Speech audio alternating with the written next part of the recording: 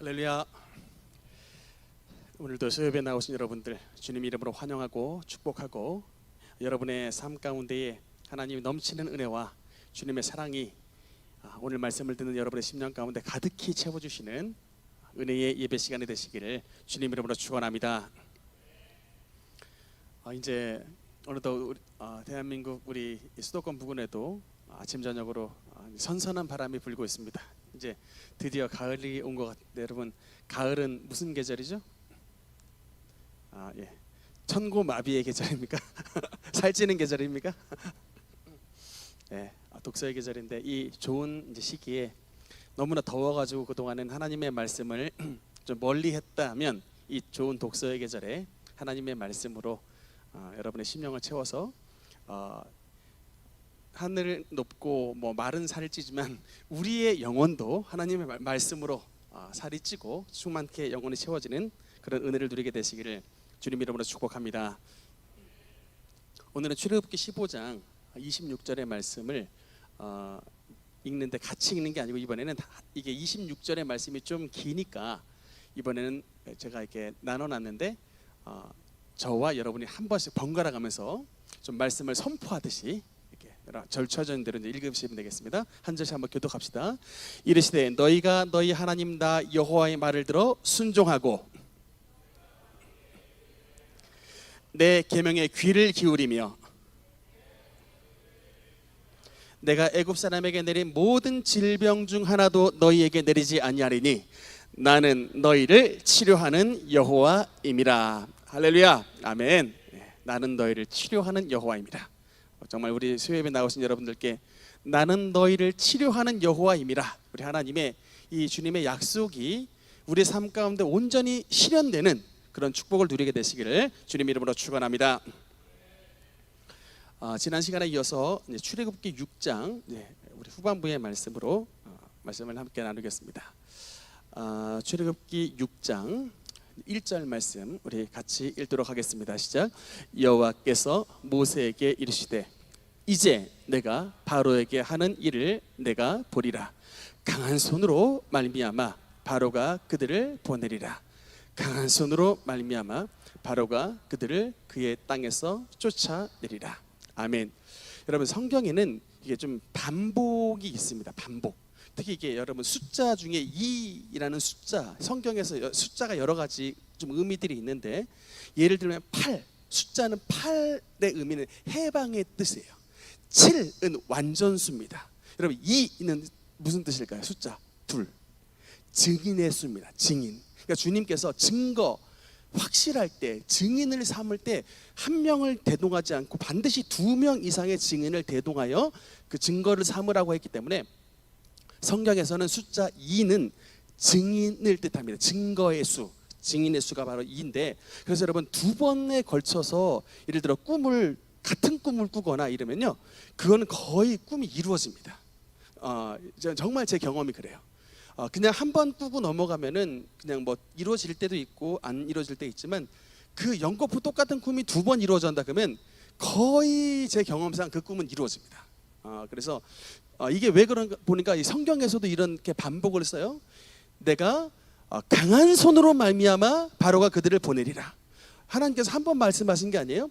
강한 손으로 말미암아 바로가 그들을 그의 땅에서 쫓아내리라. 그럼 이게 하나님께서 2번 말씀하신 것은 뭐예요? 이거는 진짜 이루어진다는 거예요. 진짜 이 땅에 이제 바로가 나의 강한 손으로 말미암아 너희 애굽 땅에서 노예된 자들을 반드시 보내리라 라고 하는 하나님의 언약의 말씀이 이렇게 2번에 걸쳐서 나와 있게 되는 것입니다.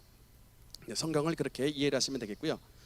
그래서 이제 이렇게 말씀을 주셨을 때, 하나님께서 이제 강한 손으로 말미암아 바로가 너희를 보내게 되리라라고 말씀을 했을 때, 모세가 하나님의 말씀을 이제 믿은 은혜의 표징을 하나님께서 2가지를 보여주십니다. 지난 시간에 첫 번째 했던 것이 뭐였냐면, 은총의 표징, 하나님께서 반드시 나의 강한 손으로 바로가 이스라엘 백성들을 애굽 땅에서 놓아주게 하리라 라고 하신 약속을 이루어 주시는 은총의 표징을 2가지로 약속을 하셨습니다. 첫 번째가 뭐냐면 바로 하나님의 이름입니다. 여러분, 그래서 그 신앙생활을 할 때에 모세의 기도법을 좀 따라 배우십시오. 저도 굉장히 이것을 많이 제 삶 가운데 많이 적용을 합니다. 여러분, 결혼을 하고 배우자를 만날 때 여러분 어떤 기준으로 결혼을 하셨고 어떤 기준으로 여러분 지금까지 어떤 이것이 하나님의 뜻이다라고 여러분 어떻게 확신을 하십니까? 제가 최근에 한 자매 얘기를 들었더니 그 자매가 사실은 이 남자분하고 이게 원래 이제 미팅을 나가려고 한 것이 아니었는데 누가 좀 대타로 한 번만 나가면 너 내가 영화 티켓 보내주고 너 한 번만 그 자리 대타로 나가주면은 밥도 하여튼 맛있는 거 사줄 테니까 제발 나 땜빵으로 한 번만 나가달라고 이렇게 해서 나갔나 봐요. 딱 나가서 봤더니 그 남자 얼굴을 본 순간 완전히 그 남자 얼굴에 별빛이 꽂혔답니다. 그분의 표현이에요. 얼굴에 별빛이 꽂혔대. 그래서 뭐 이 사람이 예수를 믿든 안 믿든 간에 안 봤답니다. 그냥 그 별빛 쫓아간 거예요. 별빛 얼굴에 별빛이 꽂히는 바람에 그냥 나 이 사람 놓치면은 도무지 안 되겠다 그래가지고 그 별빛 꽂힌 대로 이제 시집을 갔는데 나중에 알고 보니까 뭐 별똥별이었다는 얘기가 있더라고요.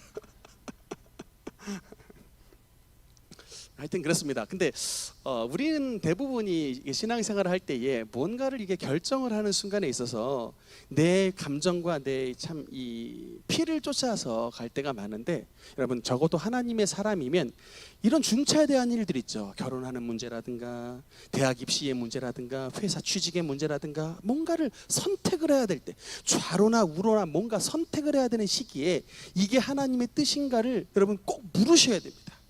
여러분 꼭 물으면 하나님께서 그때 은총의 표징을 보여주세요. 예를 들면 기드온에게는 양털 뭉치로 하나님께서 알려주셨습니다. 땅은 다 말라버리고 양털 위에 비가 내리리라. 하나님 안 되겠습니다. 한 번만 더 주십시오. 그러니까 이번에 그러면 양털은 마르고 땅은 확 다 적셔지리라. 2번에 걸쳐서 주셨죠. 그러니까 이렇게 하나님을 믿는 사람들에게도 우리가 이 길을 가야 될지 말아야 될지를 예를 들어 주의 종의 예언 기도를 통해서도 알려주실 때가 있고 또 갑자기 마음에 평안이 임할 때가 있는가 반면 그 생각만 하면 마음에 막 불안해 올 때가 있고 또 대부분의 사람들이 여러분 그건 정말 아니야 라고 기도하는 사람들이 말리면 그건 거의 그냥 하나님의 뜻으로 받아들이시면 됩니다. 그러니까 하여튼 이런 여러 가지 은총의 표징들이 있는데 이 순간에는 하나님 내가 어떻게 이 하나님께서 강한 이 바로의 손에 이스라엘 백성들을 놓아주시겠다고 하는 하나님의 약속을 내가 어떻게 믿겠습니까? 라고 할 때에 하나님께서 보여주셨던 첫 번째 은총의 표징은 바로 하나님의 이름이었다라는 것입니다. 다음 넘기면요. 여러분 그래서 제가 진짜 되게 좋아하는 말씀이 있습니다. 긴 구절은 아닌데 여러분 이거 한번 또박또박 잠언 18장 10절 말씀 한번 같이 읽도록 하겠습니다. 시작. 여호와의 이름은 견고한 망대라. 의인은 그리로 달려가서 안전함을 얻느니라. 아멘. 제가 정말 여러분 이 말씀 너무나 좋아합니다. 여호와의 이름은 견고한 망대다. 견고한 성읍이 되어 주신다. 어떤 원수가 쳐들어온다 할지라도 여호와의 이름이 우리를 지켜 보호해 주시는 강한 산성이 되어 준다는 거예요. 그래서 여러분 하나님을 믿는 그런 의인은 그리로 달려가서 안전함을 얻는다라고 나와 있습니다. 여러분 그러면 그리로 달려가서 안전함을 얻는다. 여러분 그리로 달려가 거기가 어디예요? 그 장소가 어디예요? 여러분 그 장소가 어디예요? 하나님의 이름이라고요. 하나님의 이름이라고 하는 그 주님의 이름을 여러분의 삶의 피난처로 삼는 자가 그 하나님을 진짜로 믿는 사람이고 그런 믿음을 가진 자에게 하나님께서는 안전함의 은혜를 주신다는 것입니다. 여러분 그래서 하나님의 이름을 잘 아셔야 돼요. 여러분 하나님의 이름 제가 아마 설교를 하면서 10번 이상은 반복했던 것 같습니다. 하나님의 이름. 하나님의 이름. 일단 여러분 여호와 뜻이 뭡니까? 근데 큰샘 집사님 말고 우리 이제 수요예배 열심히 참석하시는 우리 권사님, 집사님들 여호와 이름 뜻이 뭡니까? 스스로 있는 자. 스스로. 여러분 이게 진짜 너무나도 여러분 이 정의가 너무나도 중요합니다. 여러분 수학 공부 잘하려면요 수학은 정의를 잘 알아야 돼요. 말뜻을 잘 알아야 돼요. 수학을 못하는 사람은 정의를 말뜻을 몰라. 그러니까는 그 공식을 왜 써야 되는지 의미를 모른다고요. 그러니까 여러분, 이게 성경을 잘 하려면은 이게 미닝을 확실하게 알아야 돼요. 하나님의 뜻이 뭔지, 하나님의 이름의 뜻도 모르면서 하나님 믿습니다. 이게 좀 넌센스 아닙니까? 참 그 믿음이 가상하세요. 하나님의 이름의 뜻도 모르면서 믿음이 좋으신 분들 참 하여튼 놀랍습니다만, 여러분, 여호와 이름의 뜻이 뭐라고요? 스스로 있는 자, 스스로 계신 분. 제가 사실은 이렇게 연필을 하나 딱 들고 나오려고 그랬어요. 여러분, 연필이 뭐로 만들어져 있죠? 나무로 만들어져 있습니다. 근데 여러분, 이 나무로 만들어진 이 나무 재질이 연필이 되고요. 여러분, 일본에 가면 국보 1호가 뭔지 아십니까? 일본 국보 1호. 나무로 만든 불상이 일본 국보 1호예요. 우리나라는 남대문이지만 일본에 가면은 일본 국보 1호가 나무로 만든 그 반가 사유사인가 하여튼 그게 일본 국보 1호입니다. 근데 여러분, 우리가 왜 하나님을 왜 믿냐면, 사실은 일본 국보로 있는 그 나무 불상은 사실은 연필하고 재질이 똑같아요. 연필하고 똑같습니다. 하루는 목수가요, 이 딱 나무를 벤 다음에 이놈 가지고는 연필을 만들었고요, 조금 재질이 더 좋은 놈은 이건 따로 빼놨다가 그걸 가지고 곱게 다듬어 가지고 불상을 만든 거예요. 그랬더니 사람들은 거기다가 밤낮 365일 복 달라고 비내요. 우리 아들 낳게 하옵소서, 대학 붙게 하옵소서, 계속해서 그냥 거기다가 그냥 손이 발이 되도록, 손에 눈곱이 사라지도록 빕니다. 요새 대학 입시철에는 저기 팔공산 갓바위에 가면요, 이 갓쓴 불상이 있습니다. 거기다가 또 거기는 또 학사모를 쓰고 있는 불상이라 그래가지고 전국에 있는 불자들이 다 모여가지고 다 빈답니다. 이게 뭡니까 여러분? 왜 우리가 하나님을 믿어야 되냐면, 하나님은 여호와이시기 때문에요. 하나님은 스스로 계신 분이기 때문에 그래요. 반대로 말하면 누가 만든 조각상은 절대로 신이 될 수 없다라는 것입니다. 그분은 우리의 창조주이신 거예요. 불상은 그 불상을 만든 장인이 있습니다. 장인한테 가서 빌어야죠. 그 불상한테 비는 그 말도 안 되는, 그 연필하고 똑같은 거라니까요. 재질이 조금 떨어진 건 그냥 나무 연필 됐고요, 조금 질이 좋은 건 불상된 겁니다. 그것에 가서 복을 빌다니 얼마나 인생들이 어리석냐고요. 여러분, 그만큼 이제 그래서 하나님은 여호와시다. 그래서 우리가 하나님만을 믿어야 되는 이유는 하나님은 스스로 계신, 이렇게 만들어진 연필 같은 불상 같은 만들어진 존재가 아니라 모든 존재를 만드신 존재자라고 하는 것이기 때문에 그런 창조주를 믿어야 되는 것입니다. 그래서 여러분, 이 여호와, 이 하나님 관련된 성경의 이름들이 나오죠. 여호와 이레, 뜻이 뭐죠? 여호와 이레, 준비하시는 하나님. 그다음 여호와 니시, 뜻이 뭐죠? 여호와는 나의 깃발, 그러니까 승리하게 하시는 하나님. 아까 읽었습니다. 여호와 라파, 이건 알죠? 치료하신 하나님. 그다음 여호와 샬롬,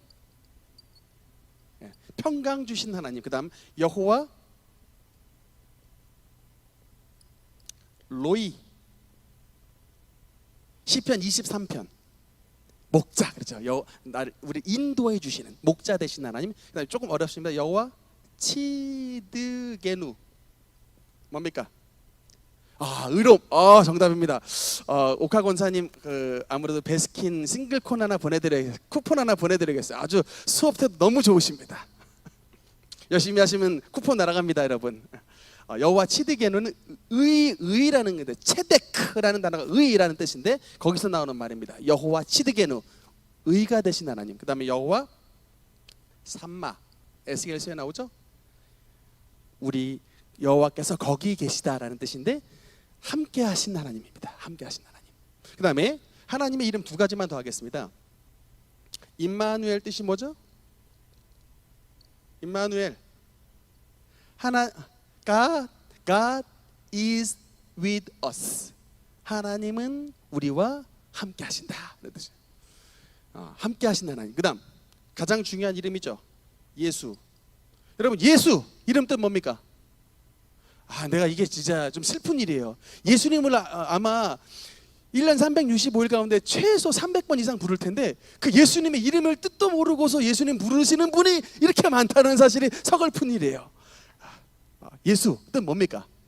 구원자. 구원자. 따라합시다. 예수 구원자. 제가 예수 하면 여러분 구원자 아세요? 예수 예수 예수. 이제 꼭 이제 기억하셔야 돼요. 예수님은 구원자라는 뜻입니다. 구원하시는 분. 이제 꼭 이제 이름을 기억하셔야 되겠습니다. 그래서 여러분 아까 잠언 우리가 18장 10절 읽었지만 여호와의 이름은 견고한 망대라 의인은 그리로 달려가서 안전함을 얻는다 그러는데 이름을 알아야 하나님 앞에 달려갈 건 아니에요. 그리로 달려가실 건 아니겠습니까? 하나님의 이름을 알아야 쓰죠. 여러분 그러니까 이거를 꼭 아셔야지 그때마다 사용을 하실 수가 있는 거예요. 여러분 마음에 막 불안이 찾아왔어요. 마음에 막 불안이 찾아옵니다. 이때 여호와 뭘 찾아야 돼요? 여호와 샬롬을 찾아야죠. 평강 주신 하나님. 여러분 그 다음에 내가 지금 어디로 가야 되는지 정처를 몰라요. 그래서 뭔가 주님께서 우리 자식아 앞길을 예비해 주셔야 돼요. 이때 뭘 이름을 불러야 됩니까? 여호와 이레를 불러야죠. 우리 앞날을 예비해 주신 하나님. 여러분 또 정말 내가 지금 병 걸려가지고 몸이 너무나 아파요. 그때 여러분 뭐 붙잡아야 됩니까? 여호와 라파. 이렇게 이럴 때 써먹으시라고요. 이게 아플 때 여호와 라파 하나님 나를 치료해 주시옵소서. 여호와의 이름은 견고한만대라 의인은 그리로 달려가서 안전함을 얻느니라. 이것이 바로 여러분의 믿음의 여러분 고백인 것을 믿으시기 바랍니다. 네, 하나님의 이름에 대해서는 정말 여러분 할 게 너무나 많은데 그냥 여기까지만 하고 넘어가고요. 그다음 두 번째 은총의 표징 한번 보겠습니다. 두 번째 은총의 표징 따라합시다. 족보. 여러분 족보 성경에 족보 좋아하세요? 싫어하세요? 아주 뭐 전화번호를 차라리 읽지 막 이렇게 생각하시는 분 있죠. 속이 족보 이거 밑도 끝도 없는 족보를 내가 도대체 왜 알아야 되는가? 근데 이제 성경의 족보가 눈이 뜨이면요, 이건 이제 성경에 여러분 이제 이게 말씀의 문이 열린 거예요. 족보가 눈에 막 들어온다. 그러면 이제 성경이 말씀의 문이 열렸다 이렇게 깨달으시면 돼요. 하나님은 절대로 필요 없는 쓸모없는 것을 성경에 기록하시지 않는다. 모든 성경은 하나님의 감동으로 된 것으로 교훈과 책망과 바르게 함과 의로 교육하기에 유익하니. 그래서 여러분 항상 모든 하나님의 말씀을 대할 때에는 이런 열린 마음의 자세로 모든 성경은 하나님의 감동으로 되신 것으로 교훈, 책망, 바르게 함, 의로 교육하기에 유익한 것이구나라는 여러분 열린 마음을 가지고 말씀을 보셔야 됩니다. 족보를 한번 보겠습니다. 6장 출애굽기 6장 14절 15절 말씀 두 절 천천히 읽도록 하겠습니다. 시작. 그들의 조상을 따라 집의 어른은 이러하니라. 이스라엘의 장자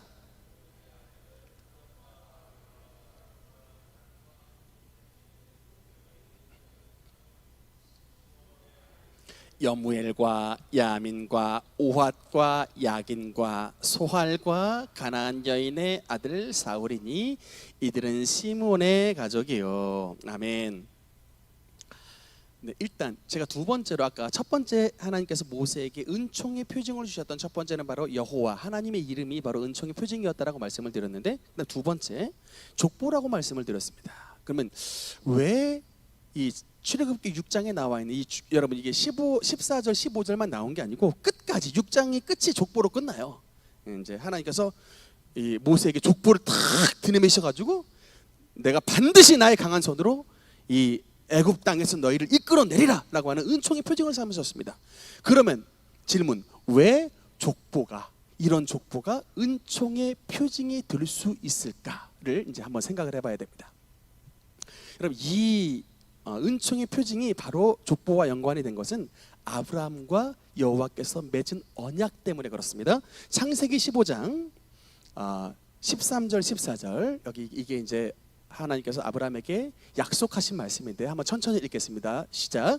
여호와께서 아브라함에게 이르시되 너는 반드시 알라. 내 자손이 이방에서 계기되어 그들을 섬기겠고 그들은 400년 동안 내 자손을 괴롭게 하리니 그들이 섬기는 나라를 내가 징벌할지며 그 후에 내 자손이 나오리라. 아멘. 여러분 이 말씀을 보니까 왜 지금 이 하나님께서 족보를 이 모세에게 딱 드내미셨는가? 물론 모세는 이 아브라함의 말씀을 당연히 알았겠죠. 여러분 이제 말씀이 나옵니다. 너의 자손이 이제 아브라함의 후손이 있는데 이방에서 계기 될 것이다. 이 말씀이 어떻게 응답이 됐죠? 애굽 땅에서 이제 살게 되는, 애굽 땅에 요셉을 통해서 이제 이주하게 되고, 그래서 애굽 땅에서 살게 되는데 이방 땅에서 계기되어 섬기는데 몇 년간 400년간 살게 되는데, 그 400년 동안 살게 되는 그 시간은 굉장히 괴롭힘을 받는, 너의 자손을 괴롭히리니 괴롭힘을 받는 시간이 될 것이다. 근데 여러분 지금 이제 이 모세가 한 80세 됐던 이 시기는 하나님의 400년의 기간이 탁 채워진, 분량이 채워진 시간이에요. 이스라엘 백성들의 그 부르짖음과 그들의 탄식이 여호와 앞에 상달이 되었더라라고 하는 것인데, 여러분 이제 그래서 지금 모세가 80세 된 지금 딱 하나님께서 이 정도 말씀을 하셨을 때 이 시기가 어느 때냐면 여러분 14절의 말씀이 이제 응답이 되는 시기예요. 그 전까지는 400년 동안 괴로움을 받았던 시간입니다. 그런데 이 족보가 탁 차서 이제 족보로 말미암아 시간이 400년이 꽉 차는 순간 13절이 끝나고 14절이 시작이 되는 시간이에요. 14절에 뭐라고 기록이 되어 있습니까? 그들이 섬기는 나라를 내가 징벌할지며. 여러분 이 말씀이 이제 애굽의 땅에 임한 10가지의 모세가 하나님의 능력으로 내렸던 10가지의 재앙이 나타난 시기입니다. 그리고 그 후에 너의 자손이 큰 재물을 이끌고 나올지라. 이제 애굽의 땅이 벌을 받는 시대, 이제 이스라엘의 400년 동안 고생을 했던 이스라엘 백성들이 큰 거대한 재물을 이끌고 나와 그 재물을 가지고 광야에서 하나님의 예배 처소인 성막을 만드는 그런 어마어마한 은혜의 시기가 열리게 되게 되는 것이에요. 여러분 나중에 제가 이제 그 출애굽기 25장 강해를 할 때는, 그때는 이제 성막에 대한 성막론을 말씀을 드릴 텐데, 여러분 그 학자들에 의하면 그 성막에 그 전체 들어갔던 이스라엘 백성들이 가지고 있는 전체 성막의 전체 재원을 합산을 해보니까 얼마 정도 된, 대략 1조 원 정도가 된대요. 1조 원. 그러니까 여러분 그것이 이스라엘 백성들이 바친 재물입니다. 이스라엘 백성들이 하나님 앞에 드린 게 1조 원이고요. 그들이 가진 재물이 더 많았으니까 그들 그 소유 중에 더 드렸겠죠. 여러분 그러니까 그만큼 엄청난 재물을 가지고 나온 거예요. 그러니까 여러분 어마어마한 재물을 가지고 나올 때는 그만큼 애굽 땅에 엄청난 재물이 있어야 나중에 출애굽을 할 때 그 재물을 가지고 나오게 되는 것입니다. 여러분 그래서 제가 지난번 투투모세 3세 얘기 말씀드렸죠. 투투모세 3세 지난번 뭐라고 말씀드렸습니까? 원래 모세와 라이벌 관계에 있었던 하셉슈트 밑에서 구박을 받았던 그 투투모세 3세가 모세가 쫓겨나고서 애굽의 바로가 됐는데, 그 별명이 이집트의 나폴레옹이에요. 이 주변에 있는 모든 나라들을 다 정복해가지고, 정복하면 어떻게 합니까? 그 정복하면은 그 나라 뭐 리비아니 여러 에티오피아니 여러 주변에 있었던 아프리카 나라들 다 정복해가지고 금, 은, 보화들 다 갖고 오는 거예요. 그러니까 나라가 부자가 됐죠. 정복왕. 그러고 난 다음에 이제 그 왕은 죽고, 그 다음에 아메노테 2세가 이제 나오는 그 시기에 모세가 들어가서 결국에는 10가지 재앙을 이끌고 10가지 재앙을 내려가지고 애굽 땅에서 있는 모든 재화를 끌고 나온 겁니다. 왜 400년 동안 기다려셔야 됐을까? 왜 400년이 왜 이 웨이팅 기간이 왜 필요했을까? 이 하나님의 시간표에 그 정복하는 그런 모든 기간, 물론 이스라엘 백성들은 너무나도 괴로움의 시간을 보냈지만 사실은 그 기간은 이스라엘 백성들이 출애굽을 했을 때 거대한 재물을 갖고 나오는 하나님의 준비 기간이었다고요. 여러분 말씀 이해가 되십니까? 그래서 그렇기 때문에 이제 이런 하나님께서 이런 준비의 과정을 거치셨다. 다음. 그래서 그 1번 하나님께서 이런 과정을 준비하셨고, 지금은 이제 그 모든 400년의 괴로움의 시간이 끝났고 이제는 뭐가 다가왔다? 여호와의 징벌의 때, 애굽 땅에 임하는 여호와의 징벌의 때와 또 여호와 하나님의 큰 복을 주시는 축복의 때가 임했기 때문에 이제 이 족보가 바로 이제 은총의 표징이 되게 되는 것입니다. 이 족보를 이제 좀 특징을 잠깐 보겠습니다. 그 다음 16절. 16절도 한번 마저 읽겠습니다. 시작. 레위의 아들들의 이름들은 그들의 족보대로 이러하니,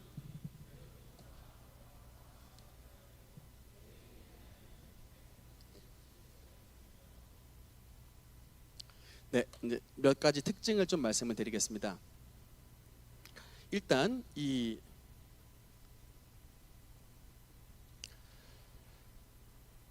다음 출애굽기 6장 족보의 특징 1번 야곱의 12아들 가운데 딱 3명만 기록이 되어 있습니다. 첫째 아들 르우벤과 둘째 아들 시므온과 셋째 아들 레위가 기록이 되어 있습니다. 르우벤, 시므온, 레위. 이 아들은 출생 순서대로 야곱의 첫째 아들, 둘째 아들, 셋째 아들만 기록이 되어 있습니다. 일단 이렇게 기록이 되어 있는데 일단 이 세 사람의 공통점이 여러분 무엇인지 아십니까? 한번 눌러주십시오. 공통점. 이 세 사람의 공통점, 실패자.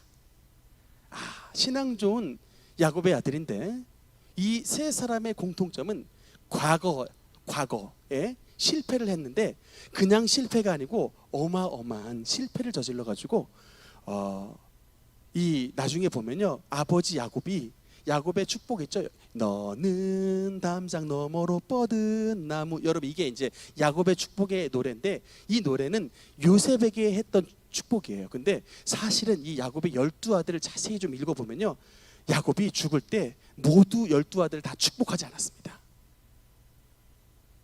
조금 심한 경우는 막 저주를 퍼부어요. 근데 왜 이게 이제 저주를 퍼부는 게 그냥 야곱이 그냥 저주를 퍼부은 게 아니고 야곱의 아들인데 아버지 야곱의 행실을 본받지 못하고 너무나도 세상 망나니처럼 막 죄를 저질러 버리는 과거의 큰 실패 경험이 있었던 사람이 첫째 아들, 둘째 아들, 셋째 아들이에요. 첫째 아들 르우벤 한번 보겠습니다. 역대상 5장 1절 2절 여기 한번 천천히 1절만 읽겠습니다. 시작.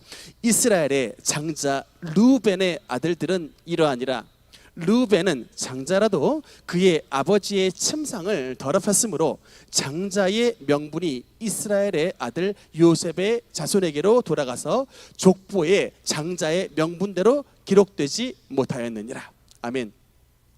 원래 첫째 아들은 당연히 르우벤이기 때문에 장자가 되어야 되는데 이 르우벤이 장자권이 어떻게 됐을까요? 박탈이 됐습니다. 아까 여기 뭐라고 써 있냐면 르우벤은 장자라도 그의 아버지의 침상을 더럽혔으므로 라고 나왔죠. 빌하라고 하는 자기의 그러니까 어머니인데 야곱의 첩이죠. 근데 그 첩과 동침을 하는 이런 죄를 저질러 가지고 참 이게 패륜도 이런 패륜이 없죠. 근데 야곱의 큰 아들이 이런 패륜을 저질렀다고요? 자기의 그 아버지의 부인과 잠자리를 해버리는 이런 망나니 같은 행동을 해버려가지고 장자권이 박탈이 됐습니다. 그리고 그 박탈된 장자권은 누구에게로 갔냐면 요셉에게로 갔어요. 11번째 아들 요셉에게로 갔습니다. 그런데 야곱의 그러면 생각을 했습니다. 아니 야곱이 11번째 아들인데 왜 그럼 둘째 형님도 있고 야곱의 둘째 아들도 있고 셋째 아들도 있는데 이들은 어떻게 했길래 패스가 돼버렸을까? 패싱 있죠 요새. 또 이제 둘째가 시므온이고 셋째가 레위인데 다음 시므온과 레위에 대한 말씀이 창세기 34장 25절에 나오는데 25절 말씀 같이 읽겠습니다. 시작. 제3일에 아직 그들이 아파할 때에 야곱의 두 아들 디나의 오라버니 시므온과 레위가 각기 칼을 가지고 가서 몰래 그 성읍을 기습하여 그 모든 남자를 죽이고 이는 그들이 그들의 누이를 더럽힌 까닭이라.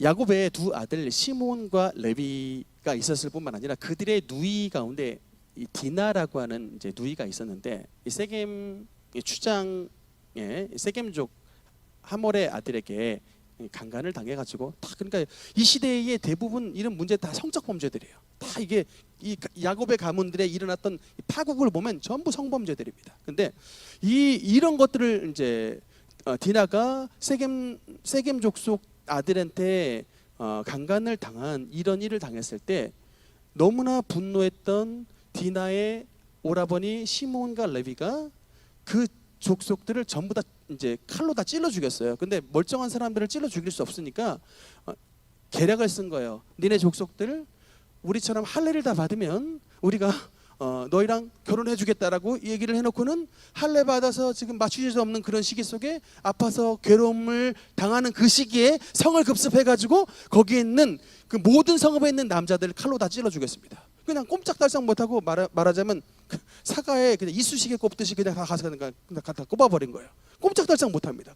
저런 시기였으니까. 근데 이런 일을 한 이 족속에 당했을 때 야곱이 너무나도 깜짝 놀랐어요. 왜냐하면 가나안은 전체 족속이 있기 때문에 자기는 한 가족에 불과하는데 한 족속이 자식들 때문에 멸망을 당했기 때문에 전체가 연합을 해가지고 쳐들어오면은 완전히 인자하기는 아무것도 그냥 벼랑간 다 몰살당하는 이런 일을 당했던 겁니다. 그래서 죽기 전에 너무나도 화가 나가지고 이것을 기억하고 자기의 두 아들을 저주를 했습니다.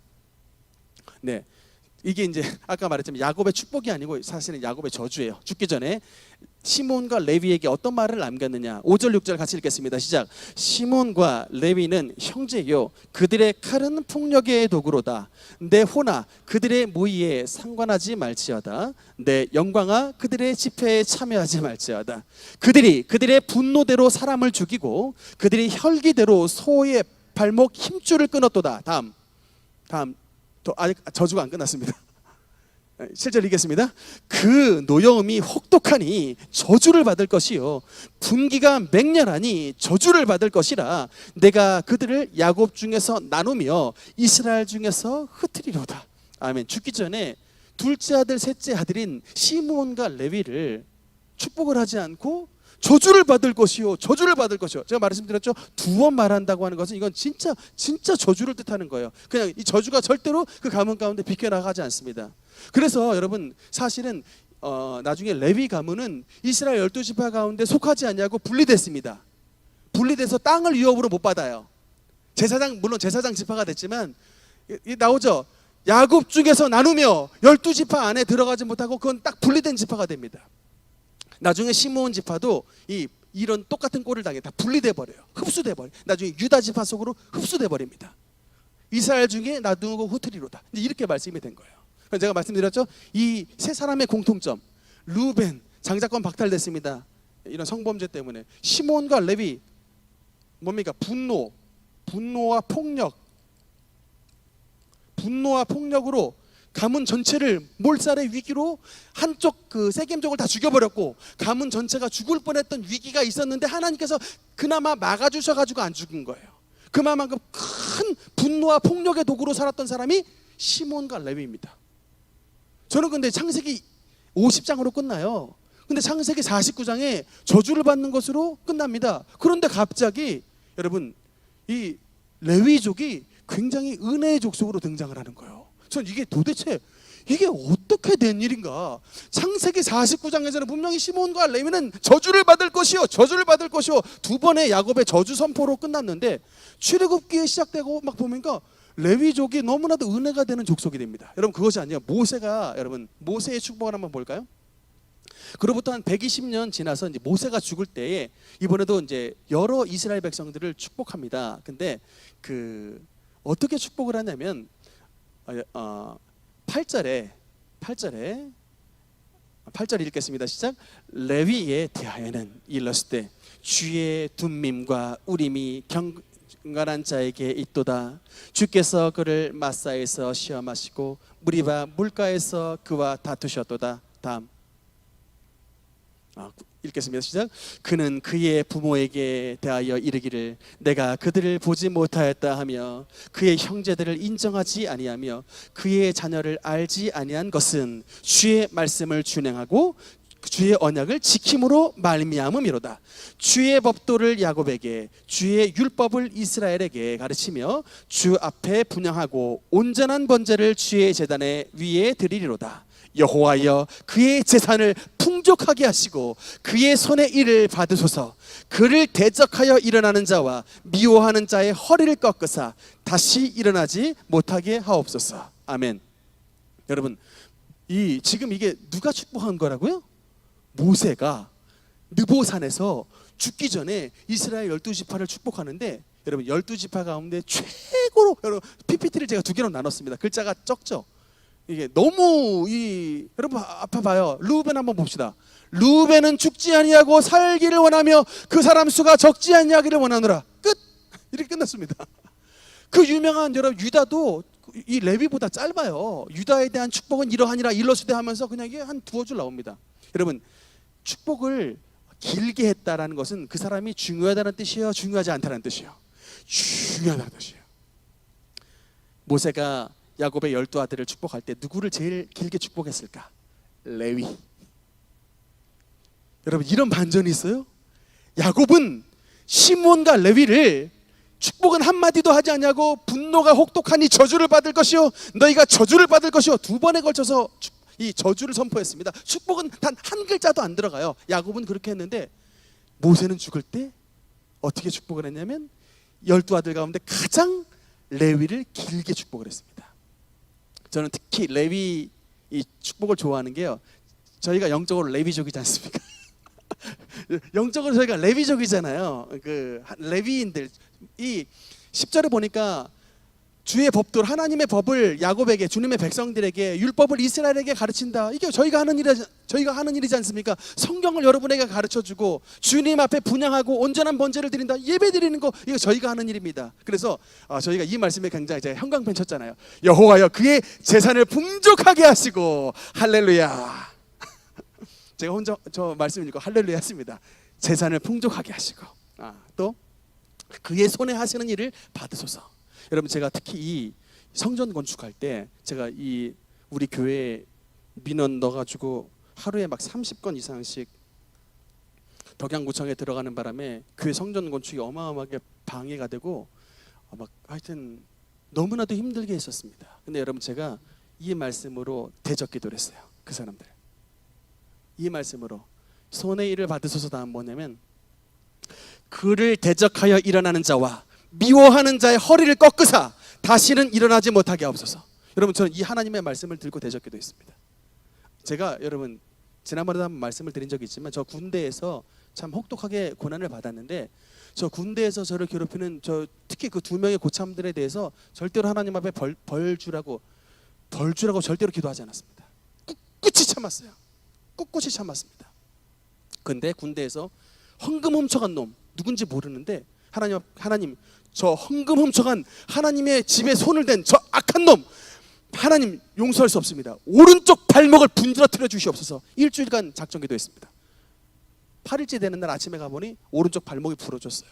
진짜 부러졌다니까요. 목발 짚고 왔습니다. 그래서 제가 그때부터 주의 이 종의 이 검의 위대함을, 이게 엄청나게 참 위대하면서도 엄청나게 무서운 것이구나, 이게 그 걷는 그 기도를 하나님께서 함께 하시구나라는 것을 제가 압니다. 절대 여러분 저 그래서 함부로 주님의 말씀에 검을 빼들지 않아요.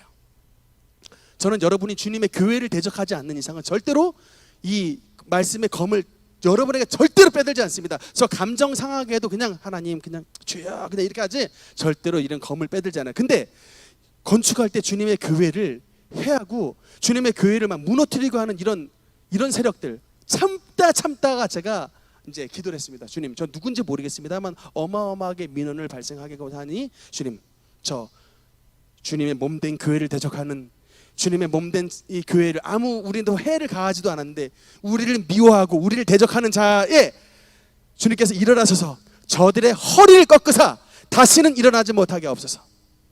기도를 했는데 저희가 이게 확장 공사를 할 때 하나님께서 환상을 보여주셨는데 하늘에서 천사가 내려오더라고요.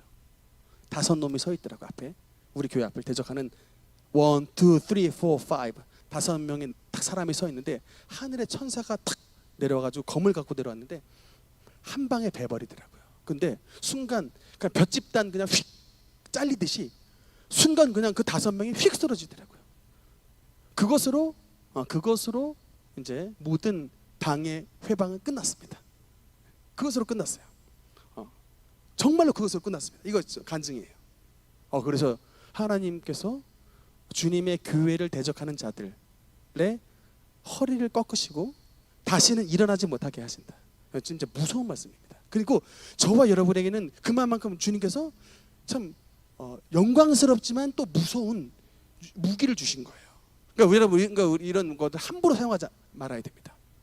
그러니까 이거는 저 사람이 하나님의 원수라고 하는 것이 확정될 때에 하는 거지, 여러분의 감정이 상했다고 칼 빼들면 그거는 안 되는 거예요. 여러분 마음 속상하다고 칼 빼면 안, 그건 하나님께서 역사하시지도 않거니와 그건 절대로 그렇게 되면 안 됩니다.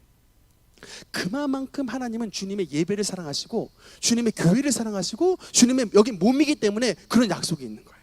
저는 참 그래서 두렵습니다. 가끔 무섭고 또 감사해요. 이렇게 정말 잘 빼들지 않았지만 두 번째 빼들었습니다. 이번 저의 평생에 두 번째. 한 번은 군대에서 헌금 훔쳐간 놈 발목을 분지러뜨려 달라 했더니 진짜 하나님께서 분지러뜨려 주셨어요. 정말 다른 부위를 만약에 쳐달라고 했으면 아마 쳐주셨을 거예요. 보여주시려고. 그러나 그 가운데서 분노 중에라도 긍휼을 잊지 않습니다. 분노 중에라도 긍휼을 잊지 않아요. 저는 분노 중에라도. 어쨌든 하나님께서 이렇게 이런 레위에게 축복을 주셨는데, 여러분 그 이유가 있습니다. 레위에게 이런 축복을 주셨던 이유가 있는데, 그런데 한 가지 뭐를 말씀을 드리고 싶냐면, 아까 모세의 축복이 있죠. 우리가 12지파에 대해서 축복을 했는데 시므온 지파, 아까 레위와 함께 야곱에게 형벌을 선포를 받았던, 저주를 선포받았던 시므온 지파의 축복은 뭘까요? 시므온 지파. 신명기 말씀 읽으면서 아마 못 찾으셨을 거예요. 시므온이 왜 안 나왔지? 아마 못 찾으실 겁니다. 여러분 시므온이 없어요. 삭제됐습니다. 제가 말씀드렸죠? 삭제는 어마어마한 하나님의 형벌이에요. 말하자면 천국의 생명록 책에서 이름을 빼는 것과 같은 논리입니다. 억만개판으로 살았구나, 빼버리셔요. 여러분 요한계시록에 보면은, 요한계시록 여러분 12장에 보면 12지파 가운데 또 이름 빠진 사람 그 지파가 나와요. 단지파, 나중에 에브라임 지파, 이 두 지파는 또 이름이 빠져버립니다. 왜 그럴까요? 단지파 에브라임 지파는 나중에 여로보암 때에 그 곳에다 금송아지를 섬기는 우상 숭배를 했기 때문에 하나님께서 그 이름을 빼버렸어요. 여러분 이것도 원리가 똑같습니다. 왜 모세의 축복에서 시몬이 빠졌는가? 다음에 보면요, 민수기 25장. 여러분 그냥 다 읽지 않고 제가 간단하게 말씀을 드리겠습니다. 그 민수기 25장에 모압 평지에 이르렀을 때 이스라엘 백성들이 하나님 앞에 범죄를 하는데, 모압 여인들의 꾀임을 받아가지고 거기서 모압의 신 바알부올에게 절을 하는 사건이 나옵니다. 모압의 신 바알부올에게 절을 하고 거기에 있는 여자들과 함께 그 잠자리를 가지고 거기에 있는 바알에게 제사를 지내고 하나님을 버려버리는, 그래서 그 사건에 연병이 터져서 24,000명이 죽어요. 근데 이 일에 누가 앞장섰냐면 14절에 보니까 시므온인의 조상 가문 중에 한 사람이니 그 이름은 시므리였다 라고 나와요. 시므리. 그 다음 그 여인도 나와요. 이름이, 원래 여러분 어지간하면 성경에서 여자들 이름을 잘 안 쓰는데 얼마나 귀심했든지 그 여자의 이름이 써 있습니다. 15절, 죽임을 당한 미디안 여인의 이름은 고스비니 수르의 딸이라. 나중에 이 여자 때문에 저 수르 지방 이스라엘 백성들이 멸망당해요. 이 딸 하나, 그러니까 이스라엘 백성들이 저 여인 때문에 전체가 24,000명이 죽었기 때문에 저 족속을 나중에 또 정복해 버린다고요. 그때 나중에 이 발람이라고 하는 이 그 술사 있죠, 점쟁이, 그때 같이 죽게 되는데, 어쨌든 여러분 왜 모세가 죽기 전에 시므온 지파를 거기서 축복해서 뺐냐면 바로 이 사건 때문에, 바알볼 사건에 하나님을 버리고 우상 숭배했던 앞잡이 역할을 시므온 지파가 했기 때문에 여러분 빼버렸습니다. 그래서 여러분 제가 여러 번 강조하죠. 하나님은 절대로 우상과 주님께서 이름을 같이 나란히 두지 않는다.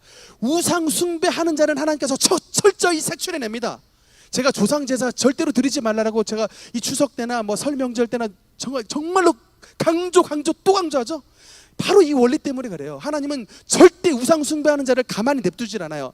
특히 하나님의 백성이 제사 지내고 우상 숭배하는 자를 절대로 가만두지 않습니다. 시므온 지파를 빼버렸어요. 여러분 모세가 축복하지 않습니다. 참 같은 야곱에게 저주를 받았는데 시므온은 진짜 그냥 빠졌고 레위는 그 저주가 축복으로 바뀌게 됐다. 여러분 이제 마지막 말씀입니다. 그러면 레위를 왜 그러면 하나님께서 이 레위 족속을 축복하셨는가? 다음 말라기 2장 5절 말씀 보겠습니다. 여기 이게 제가 말라기서를 읽고서야, 구약의 맨 마지막에 나오는 말라기서를 읽고서야 이래서 레위가 이런 축복을 받았구나라는 것을 그때서야 비로소 깨달았습니다. 레위에 대한 이야기가 나오질 않았어요. 그냥 축복만 받은 것만 나왔다가 레위에 대한 이 이야기가 말라기서, 구약의 맨 마지막 성경에 나오더라고요. 말라기 2장 5절 6절 한번 같이 읽겠습니다. 시작. 레위와 세운 나의 언약은 생명과 평강의 언약이라. 내가 이것을 그에게 준 것은 그로 경외하게 하려 함이라.